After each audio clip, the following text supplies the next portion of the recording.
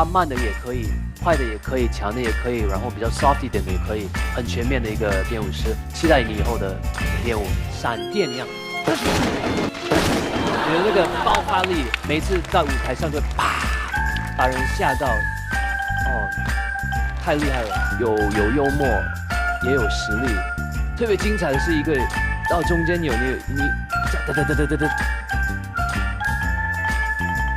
你就卡上那个就觉得很棒很棒。比如说他的 pop 的质感、他的技巧、他的律动，什么都不用说了，已经是世界一流。